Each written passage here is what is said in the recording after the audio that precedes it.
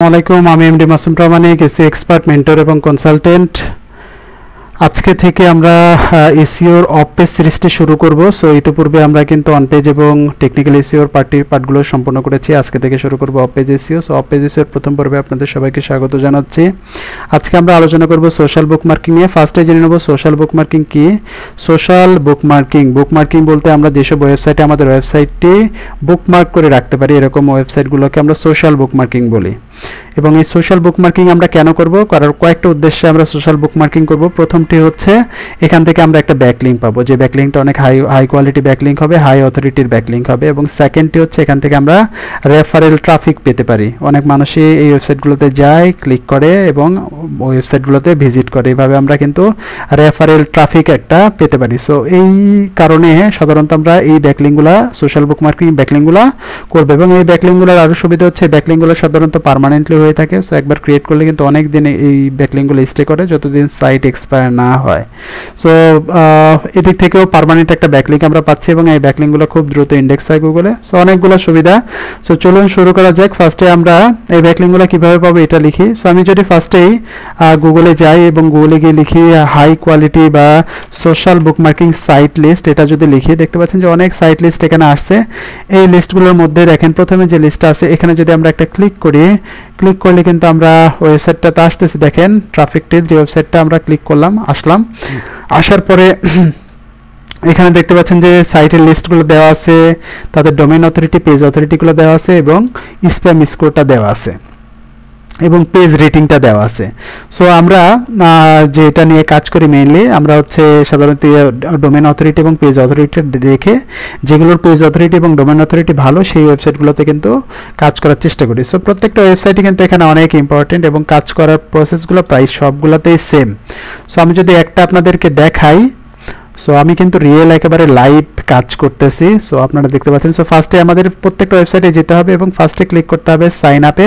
আমি যদি সাইন আপে ক্লিক করি, ফার্স্টে দেখেন এখানে আমার নাম বলতেছে। সো আমি যদি একটু নামটা দিয়ে দিই, আমি এই ওয়েবসাইটটার জন্য কাজ করব, এটা আমার একটা ইমেল অ্যাড্রেসের নাম। সো এটা আমি নামটা দিয়ে দিচ্ছি, ফার্স্ট নেম লাস্ট নেম।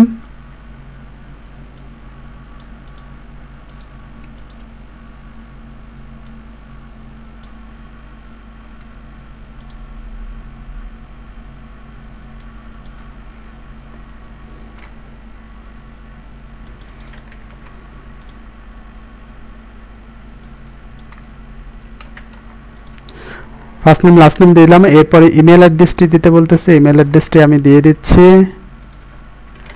এরপরে ইউজার নেম দিতে বলতেছে, ইউজার নেম আমার এটি, ইউজার নেমটা দিয়ে দিলাম। পাসওয়ার্ড দিতে বলতেছে, পাসওয়ার্ডটা আমার এটা, পাসওয়ার্ডটা আমি দিয়ে দিচ্ছি। পাসওয়ার্ড এক্সপ্লোর করা উচিত না, তারপরে এক্সপ্লোর এখানে করলাম আমি। এরপরে রেজিস্ট্রেশনে ক্লিক করতেছে। ফার্স্ট স্টেপ হচ্ছে রেজিস্ট্রেশন করা। সো রেজিস্ট্রেশন কীভাবে করলাম দেখতে পেলেন, খুবই সিম্পল। সো এইভাবে রেজিস্ট্রেশন করার পরে দেখেন এখানে বলতেছে যে রেজিস্ট্রেশন সাকসেসফুল হয়ে গেছে। আমি যদি একটু ইমেলে যাই, আমি দেখতে চাই যে কোনো আমাদের এখানে ইমেল আসছে কিনা, দিক নির্দেশনা আসছে কিনা। যদি দিক নির্দেশনা না আসে, আমরা আবার একটু, সো এখানে দেখতে পাচ্ছি যে একটা ইমেল কিন্তু চলে আসছে স্প্যামে। আমি এখানে ক্লিক করতেছি। সো ফার্স্টে দেখেন আমাকে কনগ্রেচুলেশন জানাইছে যে এইখানে অ্যাকাউন্ট করার জন্য। আমি এটা এখানে দেখতে পাচ্ছিলাম থ্যাংক ইউ বললো। এরপরে আমি যদি এখানে একটু লগ ইন করার চেষ্টা করি, লগ ইনে ক্লিক করলাম। ক্লিক করার পরে আমার অলরেডি এটা আমার পাসওয়ার্ড এবং আমার এটা ইমেল অ্যাড্রেস। আমি আমার ইমেল অ্যাড্রেস এবং পাসওয়ার্ড দিয়ে লগ ইন করার একটু চেষ্টা করি, দেখি লগ ইন হয় কি না। সো অনেক সময় ইমেল ভেরিফিকেশন চাবে, অনেক সময় চাবে না, এখানে কিন্তু চাইলো না। সো আমি সরাসরি লগ ইন করতে পারছি, দেখতে পাচ্ছেন লগ ইন হয়ে গেছে। মাই অ্যাকাউন্টের একটা অপশন চলে আসছে, তার মানে আমার বুঝতে হবে যে লগ ইন হয়ে গেছে। লগ ইন হয়ে যাওয়ার পরে কিন্তু এখন আমরা এখান থেকে আমরা কিন্তু বুকমার্কিংয়ের কাজটা করতে পারবো। এখানে দেখতে পাচ্ছি সাবমিটের একটা অপশন আছে, সাবমিটে ক্লিক করলাম। সাবমিটে ক্লিক করার পরে দেখতে পাচ্ছেন ফার্স্ট এখানে টাইটেল আছে। টাইটেল এখন এগুলো আমরা জেনারেট করবো কীভাবে এটা একটু দেখে নিই। যেমন ধরেন ফার্স্টে আপনি যদি আপনার সার্ভিস সম্পর্কে এখানে একটু লিখেন এবং পরে আমি একটা এখানে ইনস্ট্রাকশন দিছি যে আমাকে 5টা শর্ট ডিসক্রিপশন এবং 5টা টাইটেল লিখে দেন উপরের এই সার্ভিস অনুযায়ী। আমি কিন্তু আমার ওয়েবসাইটে গেছি, যে ওয়েবসাইটের জন্য আমি কাজ করতে যাচ্ছি এবং ওই ওয়েবসাইটের একটা সার্ভিস কিন্তু আমি এখান থেকে নিছি। নেওয়ার পরে চ্যাটজিপিটিতে জাস্ট দিছি এবং দেওয়ার পরে কিন্তু একটা ইনস্ট্রাকশন দিছি যে ভাই 5টা তুমি ডিসক্রিপশন এবং 5টা টাইটেল লিখে দাও। সেখানে কিন্তু 5টা টাইটেল এবং 5টা ডিসক্রিপশন লিখে দিছে। সো ফার্স্টের যে টাইটেলটা, আমি টাইটেলটা কপি করতেছি। কপি করার পরে টাইটেলের জায়গায় টাইটেল দিয়ে দিলাম। এরপরে ডিসক্রিপশনের জায়গায় ডিসক্রিপশন একটা দিয়ে দিচ্ছি আমি। এরপরে দেখতে পাচ্ছেন ক্যাটাগরি, ক্যাটাগরি এখান থেকে আমরা দিচ্ছি বিজনেস, এরপরে ট্যাক্স, আমরা কিছু ট্যাক্স এখানে ক্রিয়েট করেছি, ট্যাক্সগুলো দিয়ে দিচ্ছি, একটা ট্যাক্স দিলাম এখানে। আচ্ছা, তারপরে আমি সাবমিটে ক্লিক করলাম। সাবমিটে ক্লিক করলে দেখতে পাচ্ছেন যে লেখা আসছে যে the post has been created successfully, preview বলতেছে, ঠিক না? সো আমি যদি একটু প্রিভিউতে একটু ক্লিক করি, আমি যদি প্রিভিউতে যাই তাহলে কিন্তু আমি আমার পোস্টটা দেখতে পাবো। সো এখানে দেখতে পাচ্ছেন যে আমার পোস্টটা কিন্তু দেখা যাচ্ছে, ঠিক না?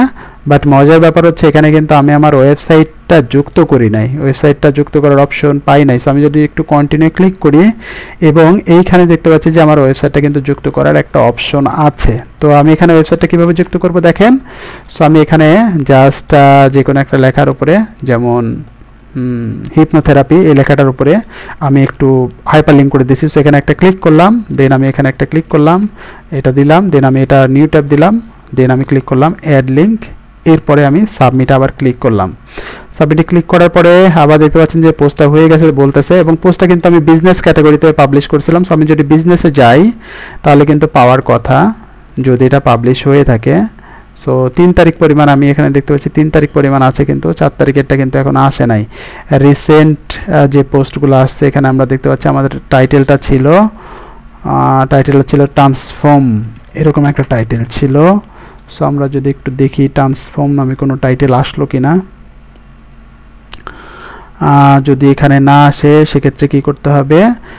সো সেক্ষেত্রে আমি যদি এখানে একটু যাই, মোর ফ্রম অথর অথবা অথরের আমার এখানে যদি একটু যাই, দেখতে পাচ্ছেন যে পোস্টটা কিন্তু এখন আসে নাই, বাট ওখানে কিন্তু আমি পোস্টটা দেখতে পেলাম না। যে এখানে আমি যদি প্রিভিউতে ক্লিক করি আমি কিন্তু পোস্টটা দেখতে পাচ্ছি, তার মানে আমার পোস্টটা কিন্তু এখানে অ্যাপ্রুভালের জন্য অলরেডি চলে গেছে, তার মানে আমার পোস্টটা কিন্তু হয়ে গেছে এখানে। বাট যখন মডারেটর যখন আমার এই পোস্টটা অ্যাপ্রুভ করবে তখন কিন্তু আমার এটা অ্যাপ্রুভ হয়ে যাবে। সো এগুলো সাধারণত ম্যাক্সিমাম ক্ষেত্রেই ইনস্ট্যান্ট অ্যাপ্রুভ হয়, 2-1টা সাইট বা কিছু সাইট আসলে থাকতে পারে যেখানে ইনস্ট্যান্ট অ্যাপ্রুভ হয় না, যেমন এই সাইটটা আমি দেখলাম যে ইনস্ট্যান্ট অ্যাপ্রুভ হচ্ছে না, বাট ম্যাক্সিমাম সাইটগুলোতে কিন্তু আপনারা ইনস্ট্যান্ট অ্যাপ্রুভাল লিঙ্কগুলো পাবেন, ঠিক আছে? সো এইভাবে আসলে কাজগুলো করতে হবে। সো প্রথমটি আমি দেখাই দিলাম যে কীভাবে কাজটা করতে হবে। আমি যদি আরেকটাতে একটু যাই, আরেকটা ওয়েবসাইটে যদি একটু যাই, যেমন ফোক্ট, এখানে অনেক ভালো একটা ওয়েবসাইট, এই ওয়েবসাইটটাতেও একটু যদি যাই, আপনাদের যদি একটু দেখানোর চেষ্টা করি।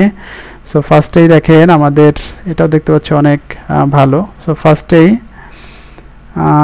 সাইন আপে ক্লিক করতেছি। সো সাইন আপে যাওয়ার পরে আগের মতোই দেখেন কিছু অপশন আসছে এখানে, আমার এখানে কিন্তু একটু ব্রিফলি অপশন আসছে, আমি এটা একটু স্কিপ করতেছি, ব্রিফলি চাচ্ছি না আসলে।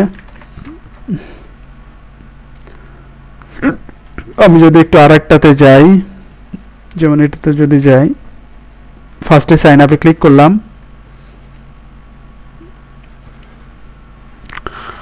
সাইন আপে ক্লিক করার পরে এখানে সাইন আপের অপশনগুলো আসবে। সো এখানে দেখতে পাচ্ছেন যে রেজিস্ট্রেশনের অপশনটা এখনো আসতেছে না। আচ্ছা, আমরা যদি আরেকটাতে একটু যাই,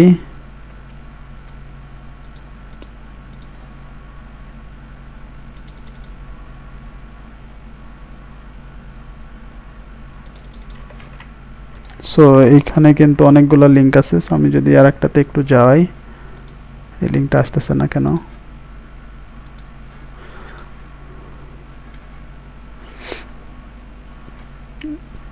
আবারও একটু আপনাদের বলতেছি আর একটা জিনিস, সেটা হচ্ছে প্রত্যেকটা লিঙ্ক কিন্তু কাজ করবে না, ঠিক আছে? অনেক লিঙ্কই আছে যেগুলো কাজ করবে না, হ্যাঁ। সো এখানে আমাদের চিন্তাই করে নিতে হবে যে আমি যদি 100টা সাইটে যাই, আমার প্রায় দেখা যাচ্ছে 30টা বা 40টা সাইট কাজ করবে না। সো এই জিনিসগুলো মাথায় নিয়ে কিন্তু আমাদের কাজ করতে হবে, ঠিক আছে? সো আমি যাচ্ছি, আমি একটু আপনাদের দেখানোর চেষ্টা করছি, ভিডিওটা লম্বা হচ্ছে, বাট আমি আপনাদের একটু প্রপারলি দেখানোর চেষ্টা করতেছি, আর একটা সাইটে একটু কাজ করার চেষ্টা করতেছি। সো আপনারা ক্লিয়ার হতে পারবেন জিনিসটা। এই লিঙ্কটা আসতেছে না, এটাও কেটে দিচ্ছি, এটা আসলো। আমি যদি এখানে আরও লিঙ্ক আছে দেখেন, আমি যদি আরেকটাতে যাই,